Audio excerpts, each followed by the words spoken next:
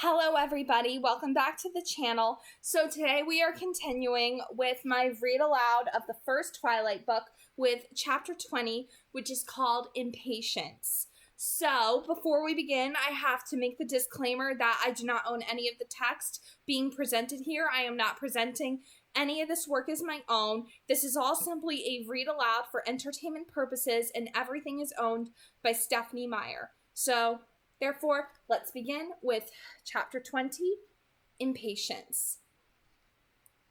When I woke up, I was confused. My thoughts were hazy, still twisted up in dreams and nightmares. It took me longer than it should have to realize where I was. This room was too bland to belong anywhere but in a hotel. The bedside lamps bolted to the tables were a dead giveaway, as were the long drapes made from the same fabric as the bedspread, and the generic watercolor paint prints on the walls. I tried to remember how I got here, but nothing came at first. I did remember the sleek black car, the glass in the windows darker than that on a limousine. The engine was almost silent, though we'd raced across the black freeways at more than twice the legal speed. And I remembered Alice sitting with me on the dark leather back seat. Somehow, during the long night, my head had ended up against her granite neck. My closeness didn't seem to bother her at all, and her cool, hard skin was oddly comforting to me. The front of her thin cotton shirt was cold, damp with the tears that streamed from my eyes until, red and sore, they ran dry. Sleep had evaded me. My aching eyes strained open, even though the night finally ended and dawn broke over a low peak somewhere in California. The gray light streaking across the cloudless sky stung my eyes, but I couldn't close them. When I did, the images that flashed all too vividly, like still slides behind my lids, were unbearable.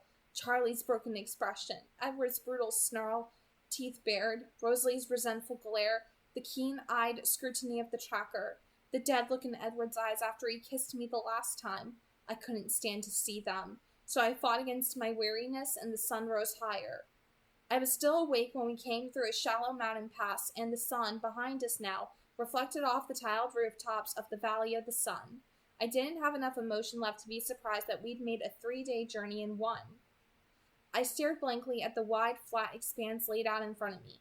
Phoenix, the palm trees, the scrubby creosote, the haphazard lines of the intersecting freeways, the green swaths of golf courses and turquoise splotches of swimming pools, all submerged in a thin smog and embraced by the short rocky ridges that weren't really big enough to be called mountains. The shadows of the palm trees slanted across the freeway, defined sharper than I remembered, paler than they should be. Nothing could hide in these shadows. The bright open freeway seemed benign enough, but I felt no relief, no sense of homecoming. "Which way to the airport, Bella?" Jasper had asked, and I flinched, though his voice was quite soft and unalarming. It was the first sound besides the purr of the car to break the long night's silence. "Stay on the I-10, I'd answered automatically. "We'll pass right by it." My brain had worked slowly through the fog of sleep deprivation. "Are we flying somewhere?" I'd asked Alice. "No, but it's better to be close just in case." I remembered beginning the loop around Sky Harbor International, but not ending it. I suppose that must have been when I'd fallen asleep. Though now that I'd chased the memories down, I did have a vague impression of leaving the car. The sun was just falling behind the horizon, my arm draped over Alice's shoulder and her arm around my waist, dragging me along as I stumbled through the warm, dry shadows. I had no memory of this room. I looked at the digital clock on the nightstand. The red numbers claimed it was 3 o'clock, but they gave no indication if it was night or day. No edge of light escaped the thick curtains, but the room was bright with the light from the lamps. I rose stiffly and staggered to the window, pulling back the drapes. It was dark outside. 3 a.m, then. My room looked out on a deserted section of the freeway and the new long-term parking garage for the airport. It was slightly comforting to be able to pinpoint time and place. I looked down at myself. I was still wearing Esme's clothes, and they didn't fit very well at all. I looked around the room, glad when I discovered my duffel bag on top of the low dresser. I was on my way to find new clothes when a light tap on the door made me jump. "Can I come in?" Alice asked. I took a deep breath. "Sure." She walked in and looked me over cautiously. "You look like you could sleep longer," she said. I just shook my head. She drifted silently to the curtains and closed them securely before turning back to me. We'll need to stay inside, she told me. Okay. My voice was hoarse. It cracked. Thirsty? She asked. I shrugged. I'm okay. How about you? Nothing unmanageable. She smiled. I ordered some food for you. It's in the front room. Edward reminded me that you have to eat a lot more frequently than we do. I was instantly more alert. He called? No, she said and watched as my face fell. It was before we left. She took my hand carefully and led me through the door into the living room of the hotel suite. I could hear a low buzz of voices coming from the TV. Jasper sat motionlessly at the desk in the corner, his eyes watching the news with no glimmer of interest. I sat on the floor next to the coffee table, where a tray of food waited, and began picking at it without noticing what I was eating. Alice perched on the arm of the sofa and stared blankly at the TV like Jasper. I ate slowly, watching her, turning now and then to glance quickly at Jasper. It began to dawn on me that they were too still. They never looked away from the screen, though commercials were playing now. I pushed the tray away, my stomach abruptly uneasy. Alice looked down at me. What's wrong, Alice? I asked. Nothing's wrong. Her eyes were wide, honest. And I didn't trust them. What do we do now? We wait for Carlisle to call. And should he have called by now? I could see that I was near the mark. Alice's eyes flitted from mine to the phone on top of her leather bag and back. What does that mean? My voice quavered, and I fought to control it. That he hasn't called yet? It just means that they don't have anything to tell us. But her voice was too even, and the air was harder to breathe. Jasper was suddenly beside Alice, closer to me than usual. Bella, he said in a suspiciously soothing voice, you have nothing to worry about. You are completely safe here. I know that. Then why are you frightened? He asked, confused. He might feel the tenor of my emotions, but he couldn't read the reasons behind them. You heard what Laurent said. My voice was just a whisper, but I was sure they could hear me. He said James was lethal. What if something goes wrong and they get separated? If something happens to any of them? Carlisle, Emmett, Edward, I gulped. If that wild female hurts Esme. My voice had grown higher, a note of hysteria beginning to rise in it. How could I live with myself when it's my fault? None of you should be risking yourselves for me. Bella, stop, he interrupted me, his words pouring out so quickly they were hard to understand. You're worrying about all the wrong things, Bella. Trust me on this. None of us are in jeopardy. You are under too much strain as it is. Don't add to it with wholly unnecessary worries. Listen to me, he ordered, for I had looked away. Our family is strong. Our only fear is losing you. But why should you? Alice interrupted this time, touching my cheek with her cold fingers. It's been almost a century that Edward's been alone. Now he's found you. You can't see the changes that we see. We who have been with him for so long. Do you think any of us want to look into his eyes for the next 100 years if he loses you? My guilt slowly subsided as I looked into her dark eyes. But even as the calm spread over me, I knew I couldn't trust my feelings with Jasper there. It was a very long day. We stayed in the room. Alice called down to the front desk and asked them to ignore our maid service for now. The window stayed shut, the TV on, though no one watched it. At regular intervals, food was delivered for me. The silver phone resting on Alice's bag seemed to grow bigger as the hours passed. My babysitters handled the suspense better than I did. As I fidgeted and paced, they simply grew more still, two statues whose eyes followed me imperceptibly as I moved. I occupied myself with memorizing the room, the striped pattern of the couches, tan, peach, cream, dull gold, and tan again. Sometimes I stared at the abstract prints, randomly finding pictures in the shapes, like I'd found pictures in the clouds as a child. I traced a blue hand, a woman combing her hair, a cat stretching, but when the pale red circle became a staring eye, I looked away. As the afternoon wore on, I went back to bed, simply for something to do. I hoped that by myself in the dark, I could give in to the terrible fears that hovered on the edge of my consciousness, unable to break through under Jasper's careful supervision. But Alice followed me casually, as if by some coincidence she had grown tired of the front room at the same time. I was beginning to wonder exactly what sort of instructions Edward had given her. I lay across the bed, and she sat, legs folded, next to me. I ignored her at first, suddenly tired enough to sleep. But after a few minutes, the panic that had held off in Jasper's presence began to make itself known. I gave up on the idea of sleep quickly then, curling up into a small ball, wrapping my arms around my legs. Alice? I asked. Yes? I kept my voice very calm. What do you think they're doing? Carlisle wanted to lead the tracker as far north as possible, wait for him to get close, and then turn and ambush him. Esme and Rosalie were supposed to head west as long as they could to keep the female behind them. If she turned around, they were to head back to Forks and keep an eye on your dad. So I imagine things are going well if they can't call. It means the tracker is close enough that they don't want him to overhear. And Esme? I think she must be back in Forks. She won't call if there's any chance the female will overhear. I expect they're all just being very careful. Do you think they're safe, really? Bella, how many times do we have to tell you that there's no danger to us? Would you tell me the truth, though? Yes, I will always tell you the truth. Her voice was earnest. I deliberated for a moment and decided she meant it. Then, tell me then, how do you become a vampire?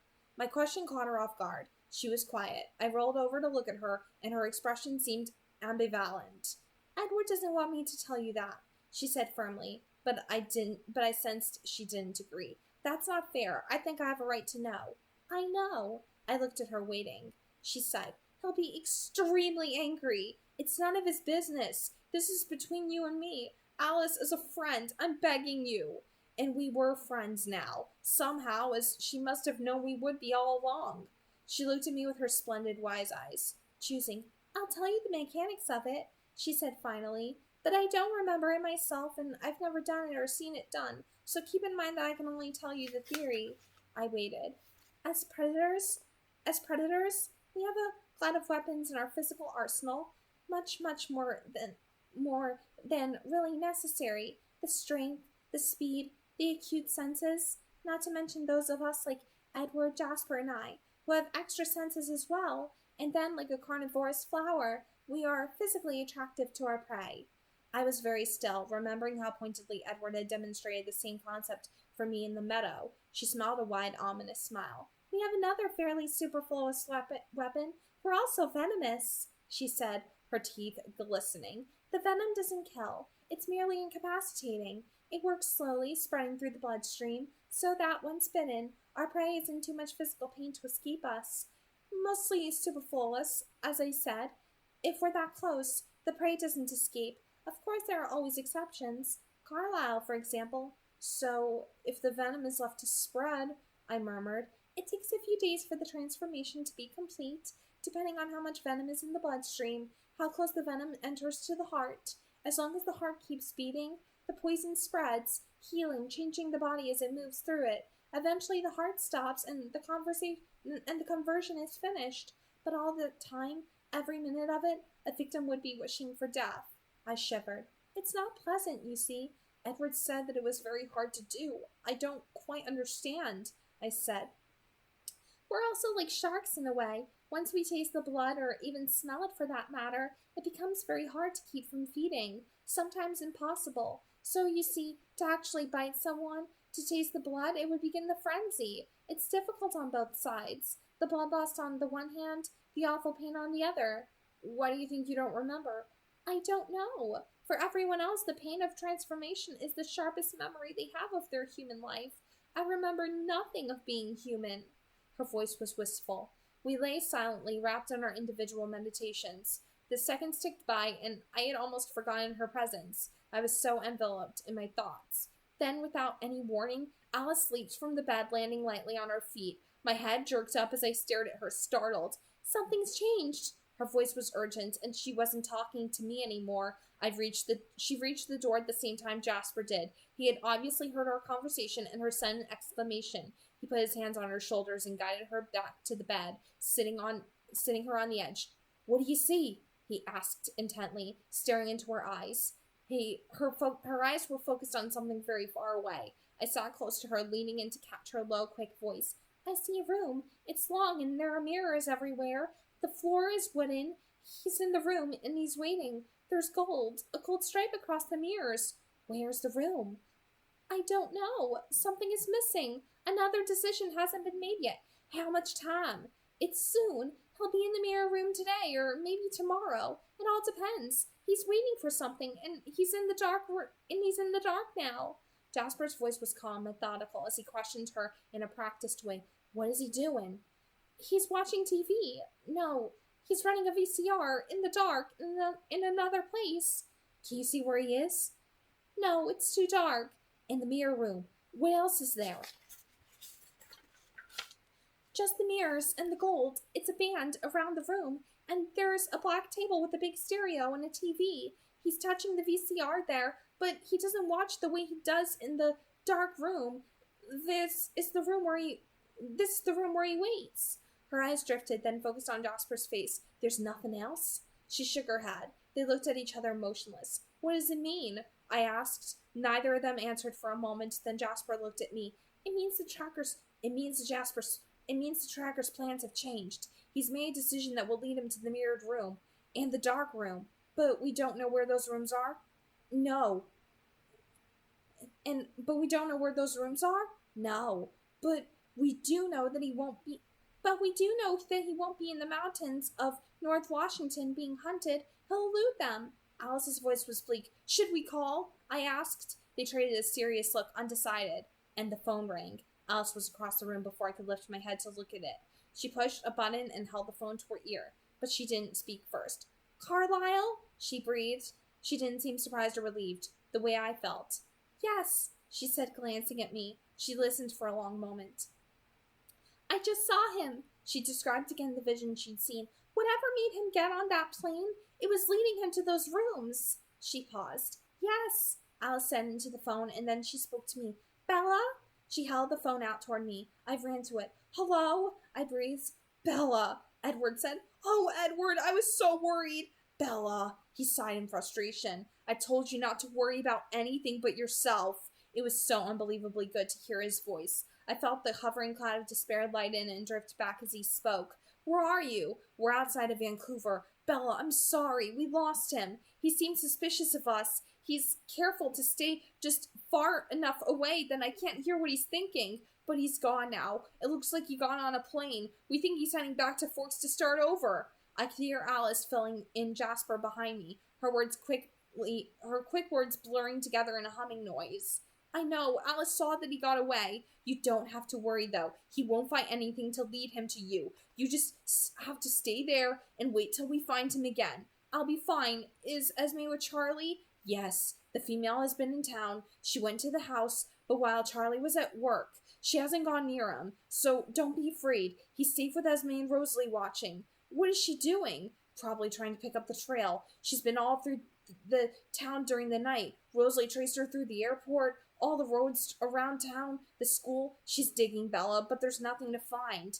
And you're sure Charlie's safe? Yes, Esme won't let him out of her sight, and we'll be there soon. If the tracker gets anywhere near Forks, we'll have him. I miss you, I whispered. I know, Bella. Believe me, I know. It's like you've taken half myself away with you. Come and get it then, I challenged. Soon, as soon as I possibly can. I will make you safe first. His voice was hard. I love you, I reminded him. Could you believe that despite everything I've put you through, I love you too?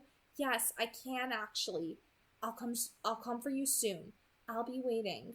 As soon as the phone went dead, the cloud of depression began to creep over me again. I turned to give the phone back to Alice and found her and Jasper bent over the table, where Alice was sketching on a piece of hotel stationery.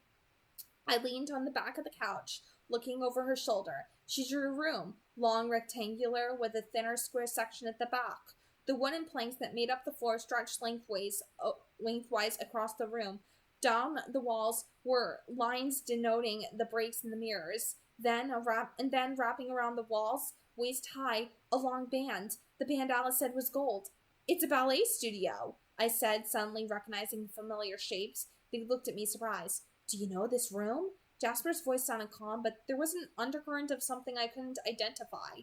Alice bent her head to her work, her hand flying across the page now, the shape of an emergency exit taking shape against the back wall, the stereo and the TV on a low table by the front right corner. It looks like a place I used to go for dance lessons when I was 8 or 9. It was shaped just the same. I touched the page where the square section jutted out, narrowing the back part of the room. That's where the bathrooms were. The doors were through the other dance floor, but the studio was here. I pointed to the left corner. It was older, and there wasn't a TV. There was a window in the waiting room. You would see the room from this perspective if you looked through it. Alice and Jasper were staring at me. Are you sure it's the same room? Jasper asked, still calm. No, not at all. I suppose most dance studios would look the same, the mirrors, the bar. I traced my fingers along the ballet bar set against the mirrors.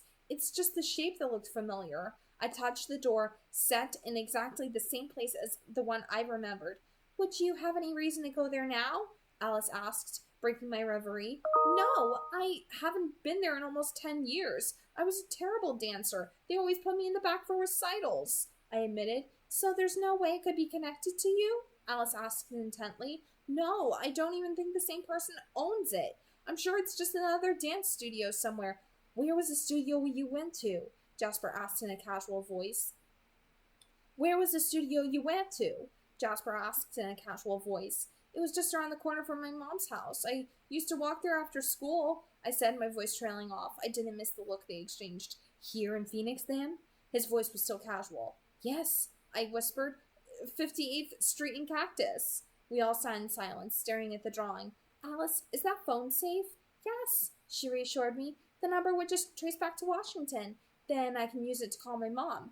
I thought she was in Florida. She is, but she's coming home soon, and she can't come back to that house while... My voice trembled. I was thinking about something Edward had said, about the red-haired female at Charlie's house, at the school where my records would be.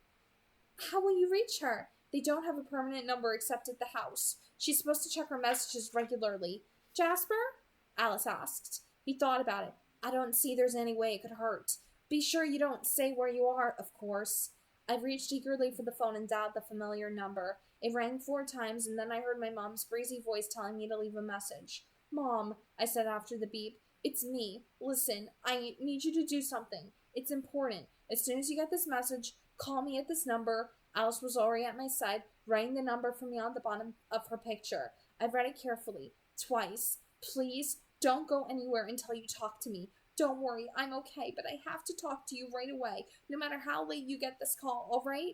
I love you, Mom. Bye. I closed my eyes and prayed with all my might that no unforeseen change of plans would bring her home before she got my message. I settled into the sofa, nibbling on a plate of leftover fruit, anticipating a long evening. I thought about calling Charlie, but I wasn't sure if I should be home by now or not. I concentrated on the news, watching out for stories about Florida or about spring training, strikes or hurricanes or terrorist attacks, anything that might send them home early. Immortality must grant endless patience. Neither Jasper nor Alice seemed to feel the need to do anything at all. For a while, Alice sketched the vague outline of the dark room from her vision, as much as she could see in the light from the TV, but when she was done, she simply sat, looking at the blank walls with her timeless eyes. Jasper, too, seemed to have no urge to pace, or peek through the curtains, or run screaming out the door the way I did. I must have fallen asleep on the couch, waiting for the phone to ring again. The touch of Alice's cold hands woke me briefly as she carried me to the bed, but I was unconscious again before my head hit the pillow. Alright, so here we go. This is like one of those chapters where it might seem like a filler, but there's a lot to it that's rather important because there are important details here that are coming forth. Like, basically, the most important detail is the picture of the ballet studio. Of course, we saw that in the movie, of course, but I feel like a lot of the stuff that happened in Phoenix in the movie, it didn't feel like the most meaningful, I would say, compared to the book. Like, in the book, there's a lot more sentimental, like, little sentimental moments here and there that you see in there with Jasper basically, like, telling Bella, no, stop filling your head with unnecessary worries. The only fear that we have right now is losing you. Like, don't be frightened. Don't be scared. We're keeping you safe. Everything's gonna be fine. Like, that is a conversation I wish that they had in the movie because, like, in the first movie, Jasper and Bella, they didn't really interact all that much with each other. Neither did Emmett and Bella. In fact, she didn't even get that much interaction with them until Eclipse, the third movie, which is why Eclipse is my favorite movie because that was the most interaction that Bella, Kristen Stewart got to have with Jackson Rathbone, Kellen Lutz, Nikki Reed. She got to have the most interaction with them, I feel like, in the third movie because that was really where Bella became, like, really integrated into the family at that point. but I wish that they had kept this extended scene that was like in the book of like Jasper telling her, you know, stop worrying so much. Like our only fear right now is losing you. None of us want to look Edward in the face if anything happens, you know, to you, basically. And I wish that they kept that. Like, why didn't they think to keep that? I'm so frustrated with that, actually. But this is obviously the most important point in the story, where Alice sees the ballet studio. And the ballet studio, like, if you watched that clip from the movie with Bella in the ballet studio with James, you're gonna freaking know. You freaking know that it's coming. It's coming. It's coming soon. And with each chapter that comes through, like especially chapter 21 phone call, it's like you're nearing closer to that point where she's looking into the dark eyes of the hunter as he saunters on forward to kill her, as she mentions in the prologue of this book. So pretty much that's like what it is. Even though it feels like a filler, there's so much significance to it, and it's so relevant to the story that it's necessary for it to be there. And you need to have those little personal moments between like Jasper, Alice, and Bella to like really play up the dynamics more and really show the how much they really do care about her in that sense. And that's why I'm so grateful for like the chapters that they feel are like the fillers, because they just give you more time before you move into what's going to happen next, which is the big piece of action that's going to be happening. The final piece of action really in this story is the confrontation in the ballet studio. That is the big fight. That's the big fight of this book. I feel like each and every book in Twilight has like a big fight that occurs. Like this first one is the ballet studio. Second one is Volterra, Italy. Third book, I would say, is the newborn army battle. And then Breaking Dawn, man, that has like several different fights and like several big dramatic moments that are really, really built up in that book.